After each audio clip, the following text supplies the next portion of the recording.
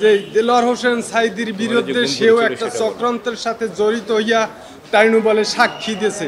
নিজেকে কখনো আমি ক্ষমা করতে পারিনি, কারণ সে এমনই একটা ব্যক্তি ছিল, আপনারা সবাই জানেন। তার ভিতরে রাজাকার তো ভালো, দুর্নীতির কোনো অভিযোগ তার ভিতরে ছিল না। আমার নাম সুমন্ত মিস্ত্রি, আমার নানা মধুসূদন গড়ামি। হয়তোবা সে যদি জীবিত থাকতো তাহলে এখানে সে থাকতো, তার পরিবর্তে আমি আসছি। আমার নিজের কাছে খুব অনুতপ্ত হয় বা অনেক খারাপ লাগে যে যে দেলোয়ার হোসেন সাঈদীর বিরুদ্ধে সেও একটা চক্রান্তের সাথে জড়িত হইয়া টাইনু বলে সাক্ষী দিয়েছে। নিজেকে কখনো আমি ক্ষমা করতে পারিনি, কারণ সে এমনই একটা ব্যক্তি ছিল, আপনারা সবাই জানেন। তার ভিতরে রাজাকার তো ভালো, দুর্নীতির কোনো অভিযোগ তার ভিতরে ছিল না।